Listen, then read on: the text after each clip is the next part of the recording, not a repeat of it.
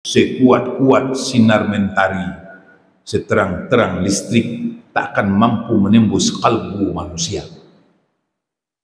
Kalau tak percaya nanti hati-hati. Kalau ada kawan-kawan berkers yang stres, galau, hatinya lagi gelap, pikiran lagi kelam, siang-siang dia berjemur, berdiri di tengah matahari yang panas, kita tanya, ada apa?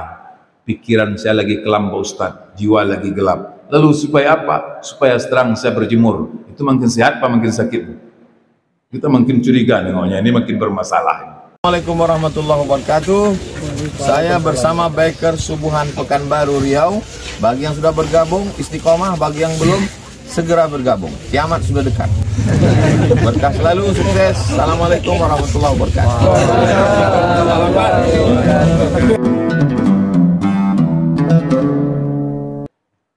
Bismillahirrahmanirrahim. Assalamualaikum warahmatullahi wabarakatuh.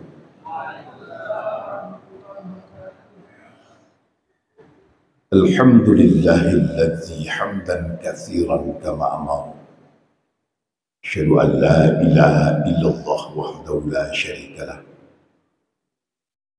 Wa asyhadu anna Muhammadan abduhu wa rasuluh.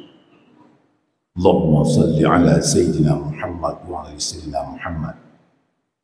Raditu billahi rabba wa bil islami dina wa bi Muhammadin nabiyya wa rasulah. Wala hawla wala quwwata illa billahil aliyyil azim. Wa qala Allah ta'ala fil Qur'anil Karim, a'udzu billahi minasy syaithanir rajim. Bismillahirrahmanirrahim. Allahu waliyyul ladzina amanu yukhrijuhum minadh dhulumati ilan nur wal ladzina kafaru awliya'uhum at-taghut yukhrijunahum minan nur ila zulumat ulaika ashabun nar hum fiha khalidun. Sadaqallahul azim. Bapak Ibu jemaah yang dimuliakan Allah, dan terkhusus kepada rombongan Berkers yang hadir pada sore hari ini, puji-pujian kita sampaikan kepada Allah dan bersalawat kepada baginda Rasul Muhammad sallallahu alaihi wasallam. Allahumma shalli ala sayyidina Muhammad wa sayyidina Muhammad. Mengawali kajian kita subuh hari ini, kembali mensyukuri akan rahmat dan karunia Allah. Tiada rahmat yang paling besar kepada diri manusia melainkan ketika diri ditakdir dalam iman dan Islam. Wujud kita dalam iman dan Islam itu adalah ketika kita ditakdir bisa ruku dan sujud kepada Allah. Hal ini dalam kajian-kajian hakikat patut diriadahkan, dilatih-latihkan ke dalam jiwa.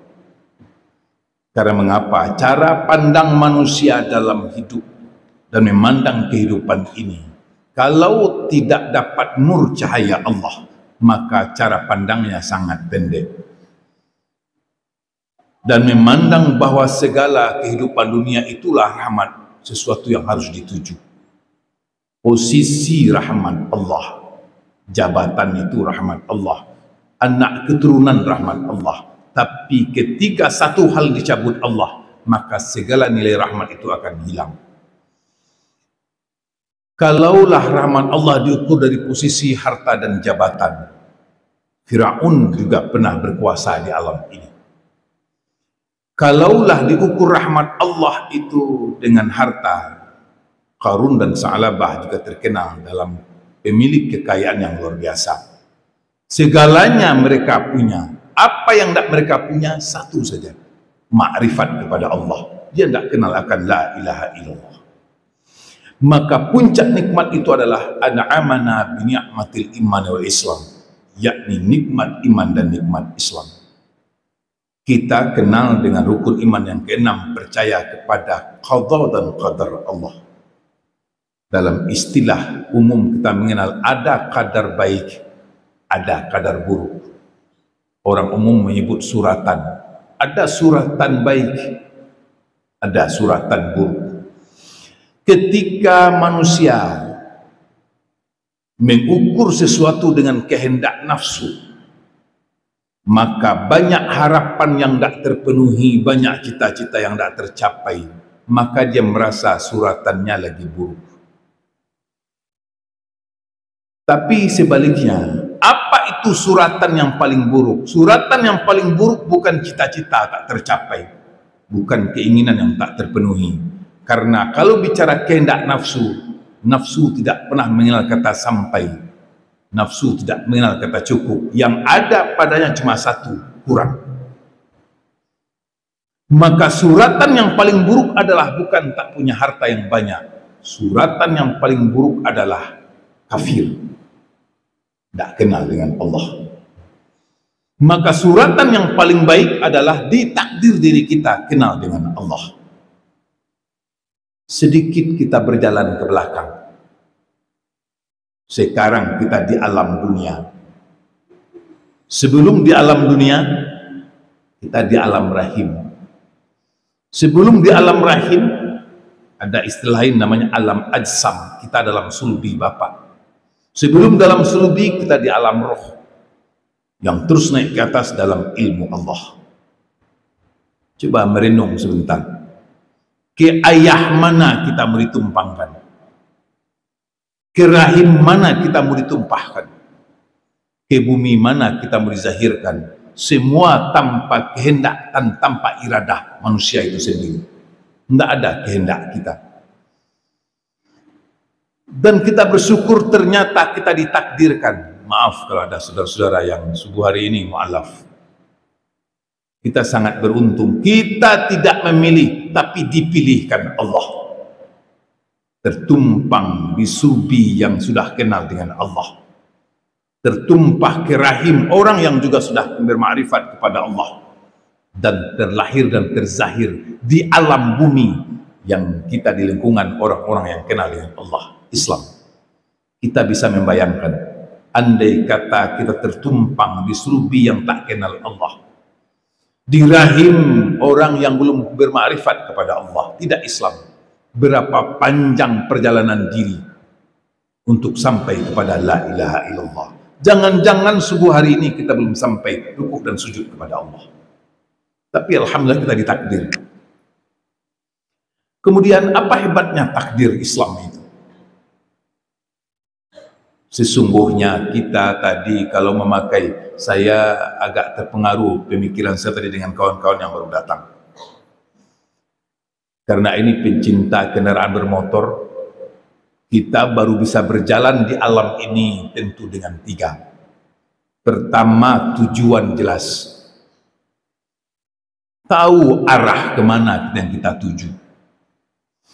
Yang kedua, jalannya tahu.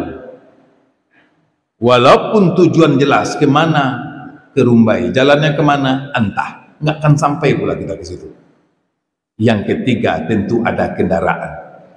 Dalam Islam istilahnya iman, ilmu, dan amal. Tahu arah yang kita tuju, tahu jalan menuju ke sana, dan ada kendaraannya. Dan kita sebagai orang Islam sudah disiapkan itu. Apa tujuan hidup? Allah. Apa jalan hidup, syariat yang diberikan Allah? Bagaimana menuju Allah? Melakukan ketaatan yang diperintahkan dalam konsep sami'na wa ta'na ghufranaka rabbana wa ilaikal masir. Semua konsep itu tahu arah, tahu jalan, pandai menempuhnya, disimpulkan dalam bahasa Nur. Allah waliyul ladzina amanu yukhrijuhum minaz zulumati ilan nur. Allah pemimpinnya, pengaturnya, pendidiknya bagi kalbu jiwa yang yakin akan Allah, yang akan mengeluarkan dari kegelapan menuju cahaya. Mana yang gelap, mana yang cahaya? Sesungguhnya zahir ini, kehidupan ini baru bisa kita tempuh. Duduk kita di sini bisa membedakan mana yang tiang, mana yang dinding, mana yang hijau, mana yang kuning. Itu karena ada cahaya. Mata tidak bisa melihat tanpa nur. Mata cuma wadah penampung cahaya. Tanpa cahaya, mata tak bisa berbuat apa-apa. Zahiriah manusia butuh cahaya. Maka ada sinar matahari, ada cahaya bulan, dan subuh hari ini kita bisa duduk berceramah karena ada cahaya listrik. Namun setajam-tajam cahaya bulan, sekuat-kuat sinar mentari, seterang-terang listrik, tak akan mampu menembus kalbu manusia. Kalau tidak percaya nanti hati-hati. Kalau ada kawan-kawan breakers yang stres, galau, hatinya lagi gelap, pikiran lagi kelam, siang-siang dia berjemur, berdiri di tengah matahari yang panas, kita tanya, ada apa? Pikiran saya lagi kelam Pak Ustadz, jiwa lagi gelap. Lalu supaya apa? Supaya terang saya berjemur. Itu makin sehat apa makin sakit? Kita makin curiga nengoknya, ini makin bermasalah. Untuk menyinari akal dan kalbu, kita butuh cahaya yang lebih tajam daripada cahaya matahari. Apa itu? Cahaya Allah. Wujudnya apa? Taufik, hidayah, dan inayah. Zahiriahnya apa? Syariat yang diberikan Allah. Kita lihat dulu potensi yang diberikan Allah. Kita memang makhluk, di antara makhluk yang ada, makhluk yang sempurna. Tapi sempurna yang sangat terbatas. Coba kita lihat kemampuan diri manusia. Ketika Allah menceritakan potensi diri, ayat ini sering diulang-ulang karena ada dalam surat As-Sajdah. Alladzi ahsana kulla syai'in khalaq wa bada khalqal insana min tin.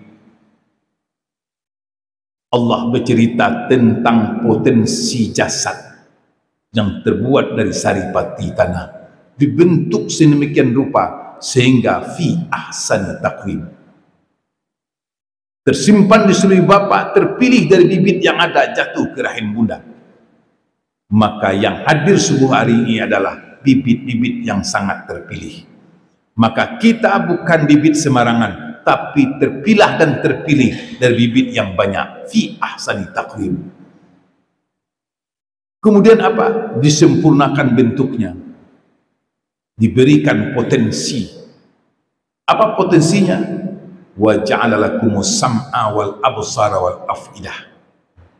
Ada kemampuan indera, ada kemampuan akal, ada kemampuan kalbu. Sudah dibalut dengan menghidupkan dengan roh. Mudah-mudahan menyambung ini. Apakah dengan potensi ini manusia bisa mengenal diri? Apakah dengan potensi ini bisa mengenal Allah? Tidak.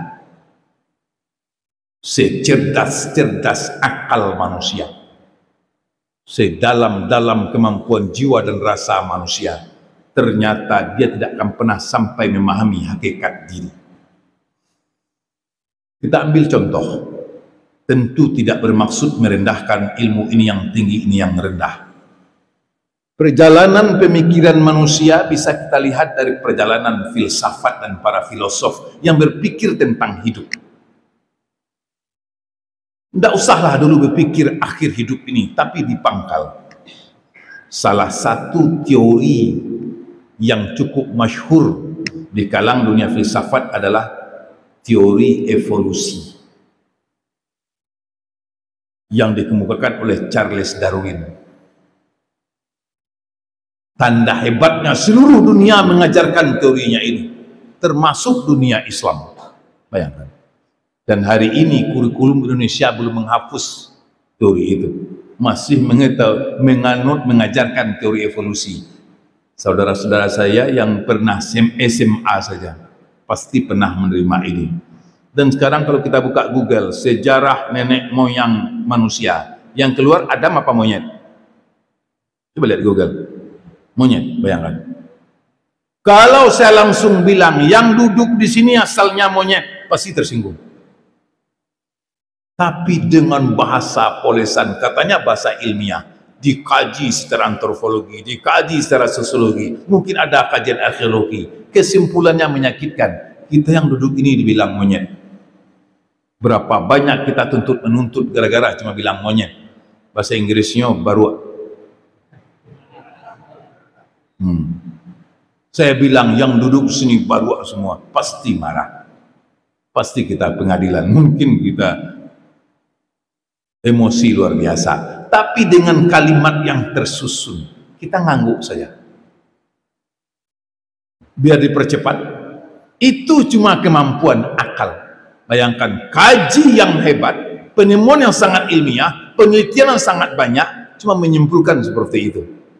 Ternyata akal manusia tidak pernah menjumpai tentang asal muasal manusia. Kalau tak ada Quran, tak ada nur dari Allah, kita juga akan mengangguk. Walaupun hari ini sudah ada teori DNA. Yang kedua, ibarat arah tadi. Kemana, untuk apa kita ada di alam ini? Kemana muara hidup mau ditujukan? Akal nggak pernah tahu.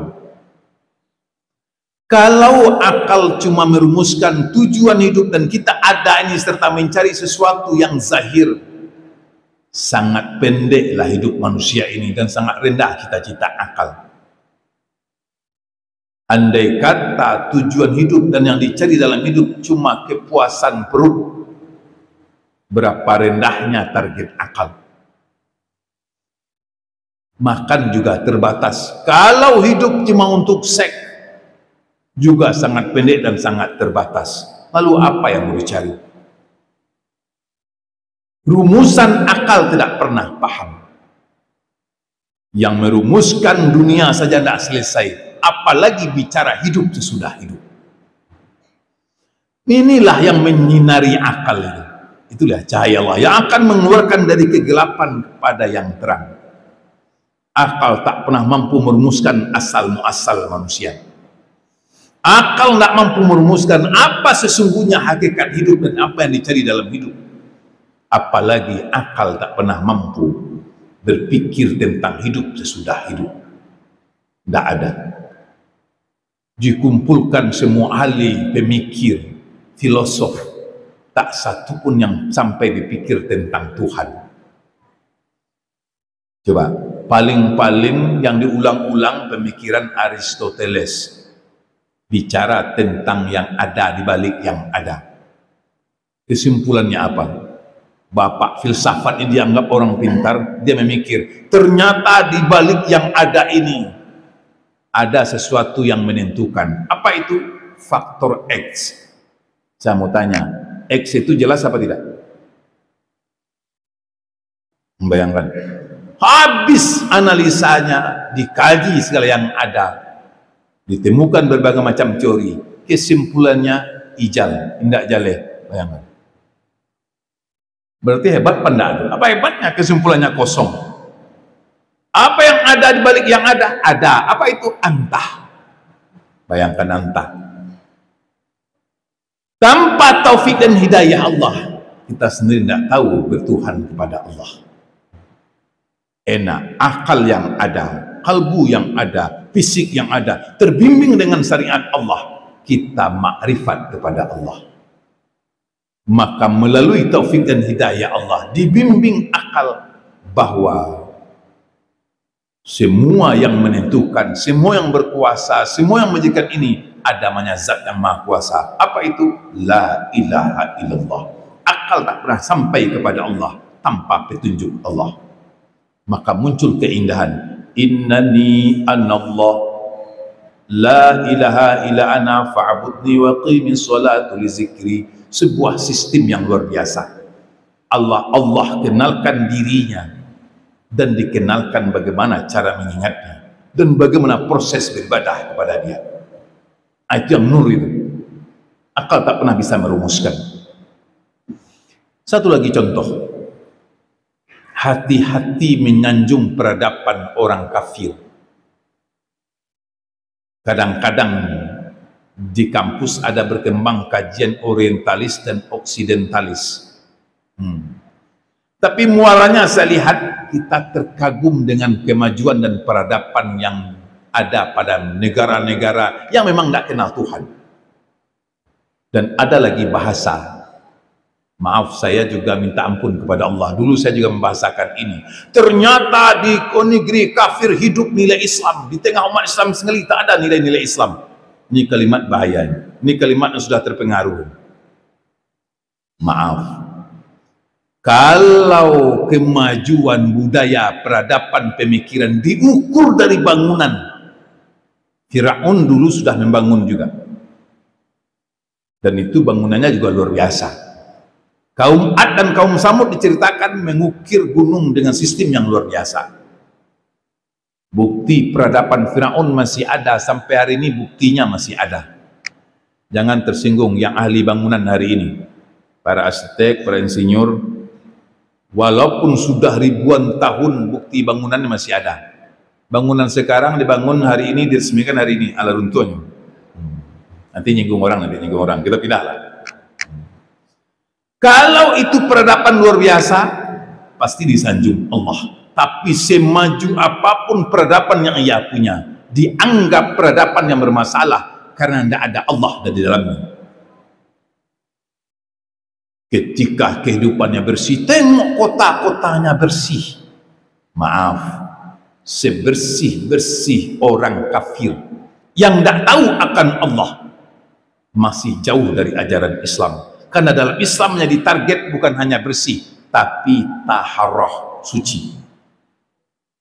Hati-hati ini, suci lebih dasar daripada kecerdasan akal dan tak tertembus oleh ini.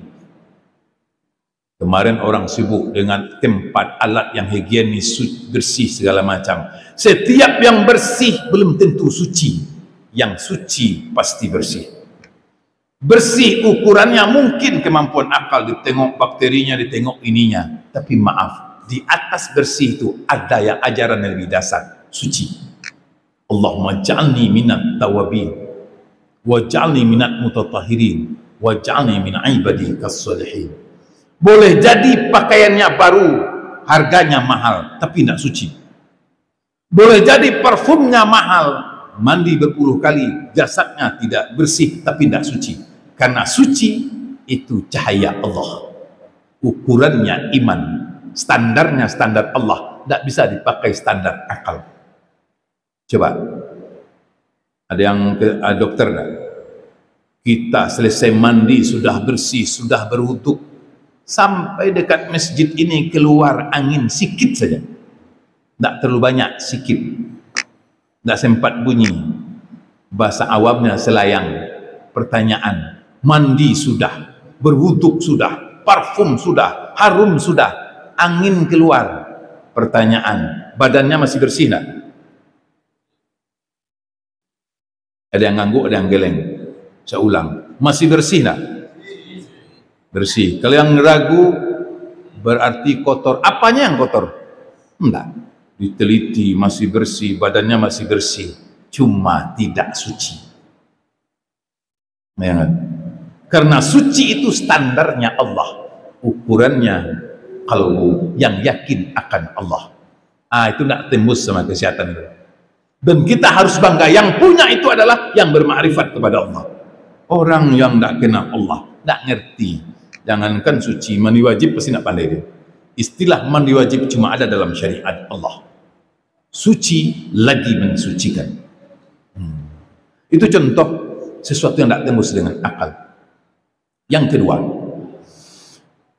jangan sampai terbesit dalam jiwa kita bahwa ada gerakan yang lebih dasar daripada gerakan sholat. Kita tidak melecehkan dan tidak merendahkan temuan akal manusia. Dijumpailah berbagai macam gerakan bela diri, namanya bela diri. Masing-masing negeri punya, termasuk kita Indonesia. Ada silat, ada kungfu, ada karate, ada judo, itu luar biasa. Dicari lagi agar manusia itu sehat zahir dan batin. Dicari gerakan yang akan menyehatkan tubuh. Lahir berbagai macam senam. Salah? Enggak. Baikkah itu? Baik. Tapi jangan sampai terbandingkan dan tertandingkan dengan sholat. Karena saya jumpa senam rajin dia, salat subuh enggak. Ini yang sakit itu. Saya tidak sebut karena ada diundang sakit komunitas senam. Senam yang diciptakan ini menciptakan sehat jantung, sehat paru-paru, sehat hati, liver dan ginjal. Dengan hati yang sehat, dengan jantung yang sehat, darah lancar, pikiran bagus. Kata saya, Hati-hati. Udah salat subuh belum? Senyum sebagian, berarti ada yang enggak. Saya mau tanya, kalau ada yang merasa badannya sehat, fisiknya kuat, maraton jauh berkilo-kilo tahan, tapi salat subuh enggak bisa, itu tubuhnya sakit apa sehat? Sesungguhnya tubuhnya dalam masalah yang luar biasa. Lalu dengan tidak merendahkan penemuan, jangan salah dengar ini, karena kita direkam. Sehebat-hebat jurus, setinggi-tinggi bela diri, walaupun katanya bersandar kepada agama, kan ada jurus itu, ini dasarnya sholat Pak Ustaz. Andai kata di akhir hayatnya dia bersilat, itu su'ul khatimah apa husnul khatimah? Mati baik apa mati bermasalah? Umpama pas sakaratul maut dia pasang jurus, antum mati, kata orang, Masya Allah, husnul khatimah Pak Ustaz. Apa bagaimana matinya? Bersilat matinya. Dianggap orang mati bermasalah. Dicari gerakan senam yang paling dasar. 1, 2, 3, pas di lapangan dia tumbang dengan senamnya. Ada yang tidak bilang itu mati baik? Saya bersyukur Pak Ustaz, orang tua saya mati lagi senam. Tidak ada yang bilang itu luar biasa. Tapi malang tak dapat ditolak, mujur tak dapat diraih, ajal sampai bilangan sudah. Ada yang mati lagi sujud tadi, tidak bangkit-bangkit dia, Allahu Akbar, sujud aja terus. Siapa yang berani bilang itu mati jelek? Semua berkata Subhanallah. Lupa awak baca innalillah. Dan semua orang bercita-cita, ya Allah, semoga kalau saya mati model itu kan luar biasa. Bayangkan. Semua yang melihat bercita-cita mati seperti itu. Itu contoh tak ada gerakan yang melebihi gerakan yang diciptakan Allah.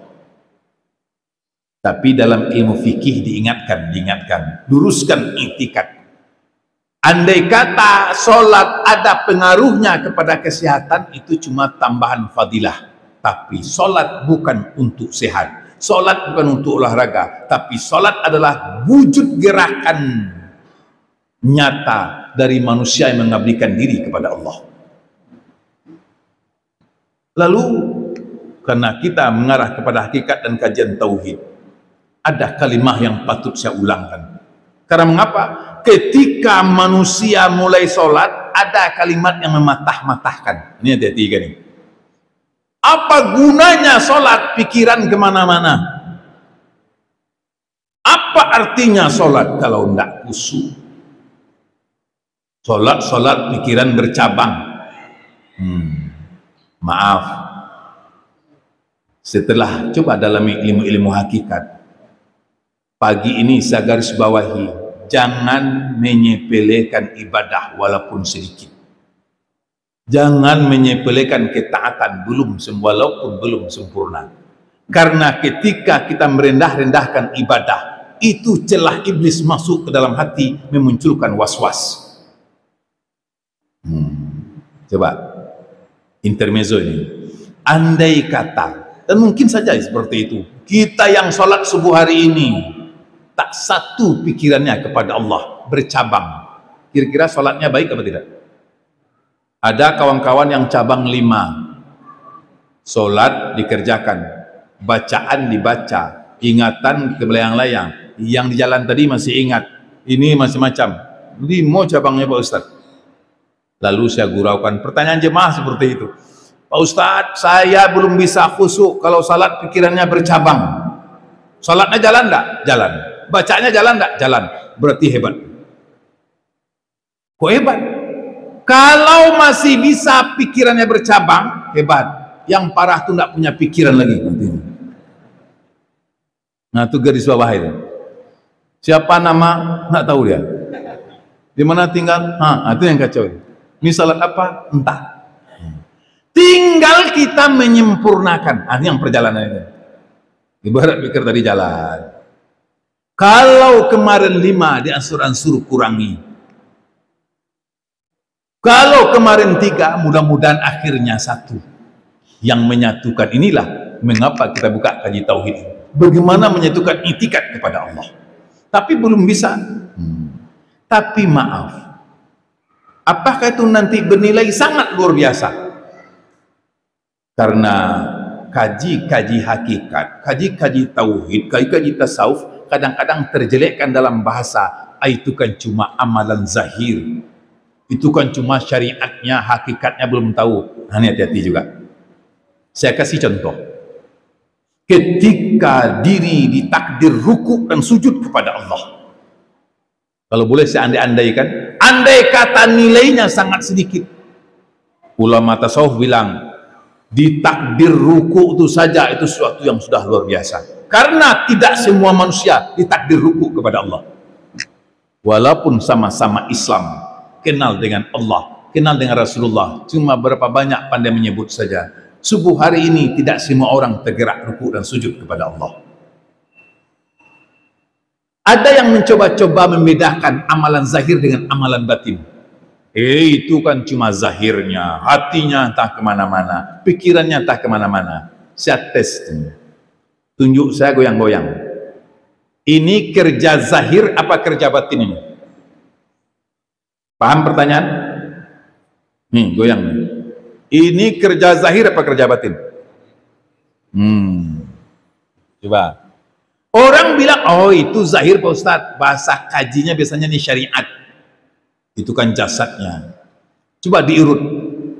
Ada ndak tubuh bisa bergerak? Ada ndak satu saja dari gerakan tubuh yang bukan dari kerja otak? Coba tunjukkan. Ternyata semua gerak tubuh, mata yang terpejam, lidah yang berkata, kaki yang melangkah, tangan yang bergerak, pasti bersumber dari gerak akal, otak. Apa buktinya?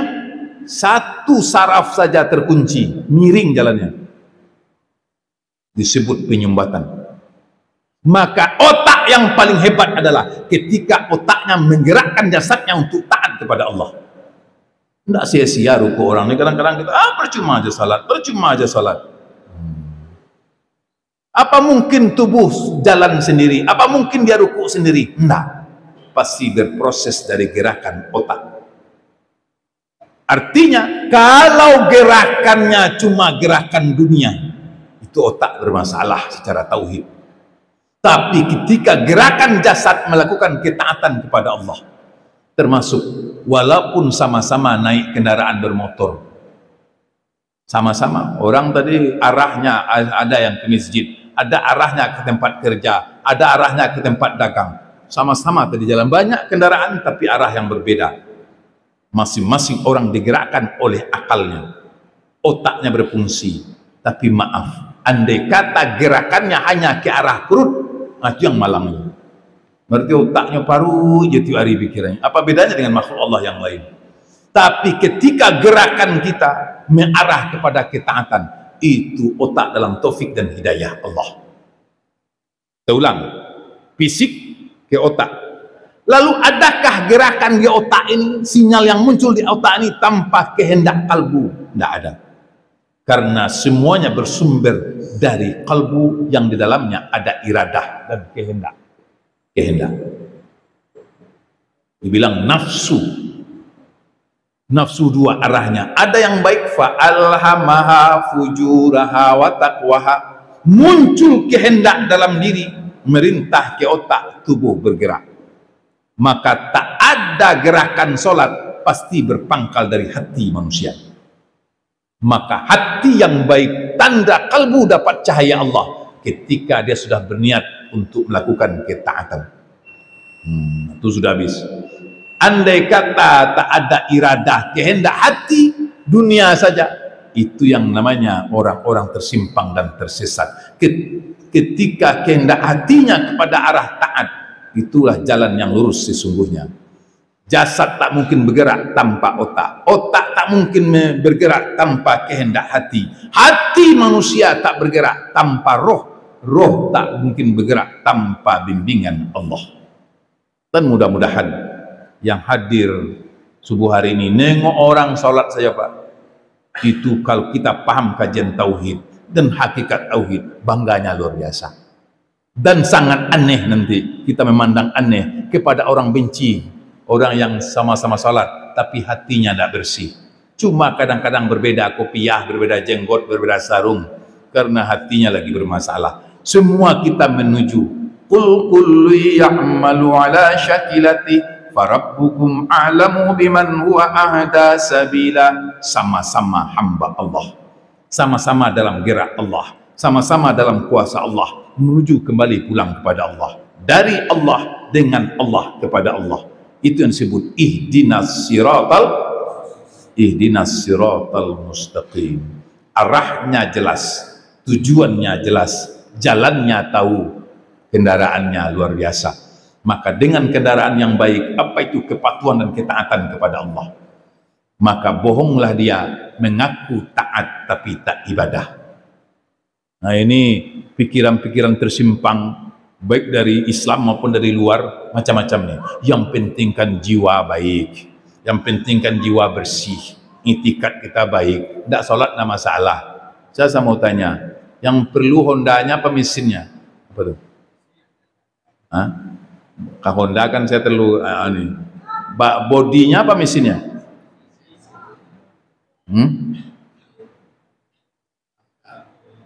Rangka ya, yang perlu rangkanya apa mesinnya? Kalau mesinnya bawa mesin kemana-mana nanti tumpang. Honda rangkanya bagus, bodinya luar biasa, aksesoris lengkap, cuma busi mati.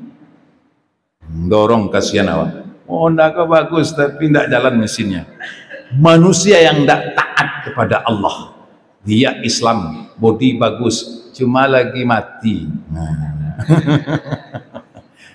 Itu yang perlu digosok. Mudah-mudahan ini kita ibadah, kita zikir, menggosok itulah. Kata orang mungkin businya perlu diganti, olinya belum ditukar, makanya mendorong. Syariat Allah menenangkan. Sedang semoga kita yang hadir dalam taufik dan hidayah Allah. Ihdinas siratal mustaqim, siratal ladzina an'amta 'alaihim ghairil maghdubi 'alaihim waladdallin. Amin. Kesimpulan, dan semua itu kita kenal Allah, kita kenal syariat Allah, kita kenal cara menuju Allah berkat baginda Rasulullah sallallahu alaihi wasallam. Allahumma shalli wa sallim wa barik alaihi. Kita sudah sama-sama berselawat. Kita langsung ke sana. Salat dulu. Surup sudah. Semoga kita dalam taufik dan hidayah Allah dan dalam sunnah Rasulullah dan mendapat selamat dari baginda Rasul. Kita berselawat. Sallallahu ala Muhammad. Sallallahu alaihi wasallam. Sallallahu ala Muhammad. Sallallahu alaihi wasallam. Sallallahu ala Muhammad. Sallallahu alaihi wasallam. Sallallahu ala Muhammad. Sallallahu alaihi wasallam. Subhanakallahumma wa bihamdika asyhadu an la ilaha illa anta astaghfiruka wa atubu ilaik. Walhamdulillahirabbil alamin. Assalamualaikum warahmatullahi wabarakatuh.